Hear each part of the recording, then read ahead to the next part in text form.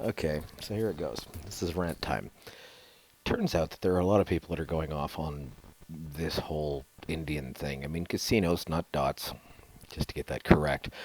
Um, and how they're right and everything else, and how it's all one people and yada yada yada. This is a bunch of disparate people that somehow have managed to be jammed into one little tiny space.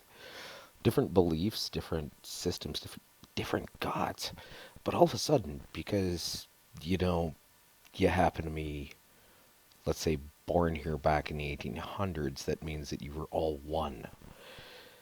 Um, for people who hate being thrown into categories or anything like that, it seems a little odd going off on slavery and destruction and everything else. Well, I've got some horrible news for you.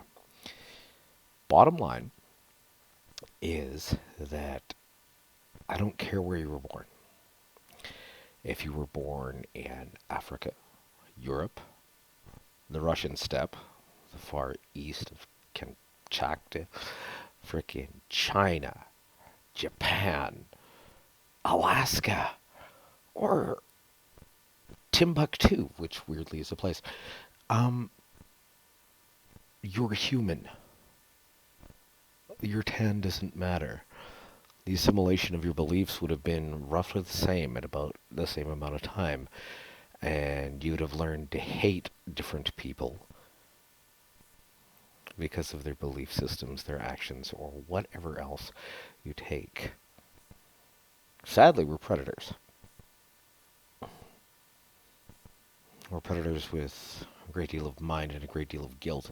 But it turns out that whoever the conquerors are, nowadays it's cool to instill you with some form of guilt and tell you that some ancient past was actually better than where we are now. Well, here's the thing. The big evils right now, depending on where you live in the world, are, if you live in the West, it's Muslims. Keep in mind that that's all Muslims. That doesn't matter whether you're Sunni or Shia or anything else. That means all Muslims. If apparently you live in the westernized East, as far as I've gathered, all Christians are evil, and yada yada yada. But here's the kicker: um, Christians also think that Christians are evil. Muslims also think that Muslims are evil.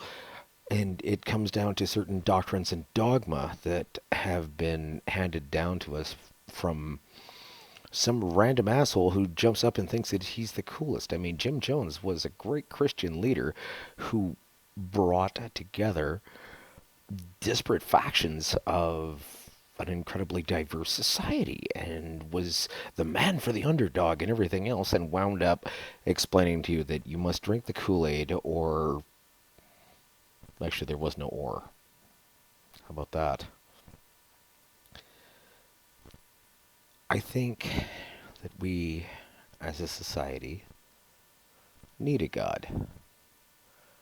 I also think that the expanse of the God that we proclaim to tend to need, and I don't care whether it's Sunni, Shia, Lutheranism, Catholicism, you name it, I don't care.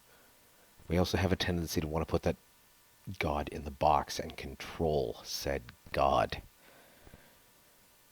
How much of a God does that make us? And is that really what we're going for? Something that's beyond our ken, our belief, or is it just the fact that we actually want to believe that we can control a God? So all the chaos and everything out there that we have no frickin' handle on. None. All the scary crap. It just makes it easier to digest because we think that there's a God. Or is it just a power grab that says that we are God? And you will bow down to us because we said this. And I tend to think that both are kind of true. They think that there are good things in a religion and there are bad things in a religion. And I think the bottom line whether you're atheist or anything else, is that somebody needs somebody or something else to believe in. To make this all kind of weirdly palatable, to make it not seem like chaos. We have a tendency as human beings to try and want to find a pattern. It's an automation that's blended into our soul for no apparent reason. And I think, personally at least, that it feels better to have sort of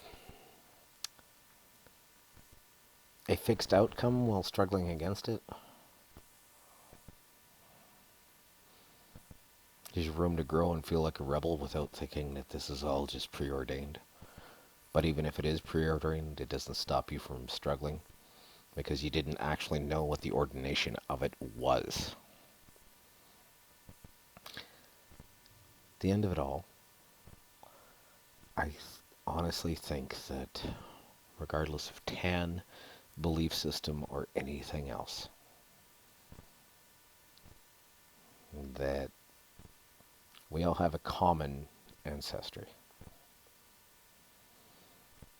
A common ancestry which I think is mildly alien. We're a strange animal. I also think we should revel in that. The sad part about that is, at least to some, is that our best comes out in adversity. Every war that we've ever had has put us light years ahead of where any peace has.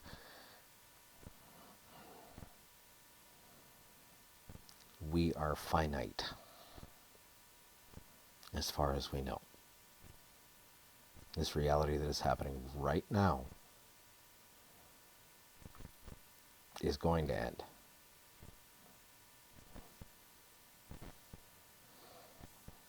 Don't know whether it's going to start over. We don't know what it's really going to do, but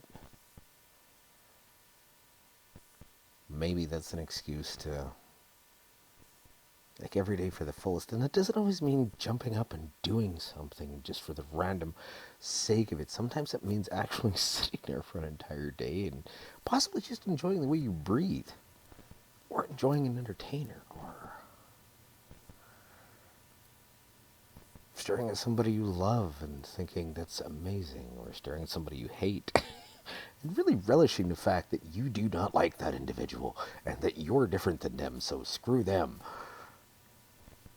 But at least get something out of it. I'm not saying that gives anybody the direction to destroy something else that someone has built or kill somebody. No. I mean, come on. The ones that are easy are going to jump on that and go, oh yeah, that's what you're saying. It's not what I'm saying. What I'm saying is that to disagree, and yes, to kill and to everything else, whether it's an animal or a human being or anything else, we fight, we struggle. We win, we lose, we die.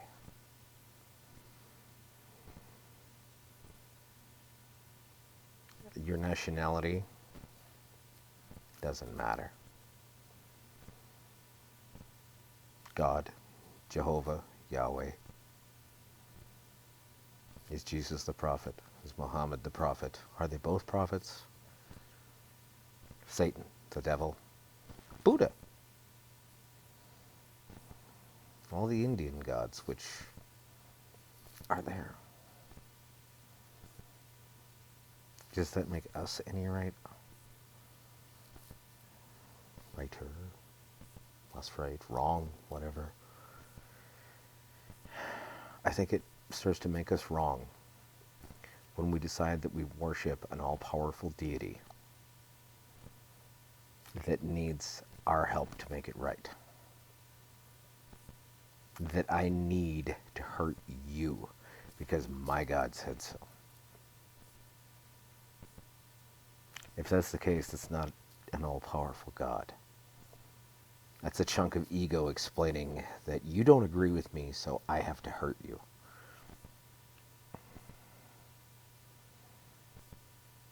honestly, for right or wrong, and if that does exist, fuck him. So, it's nice.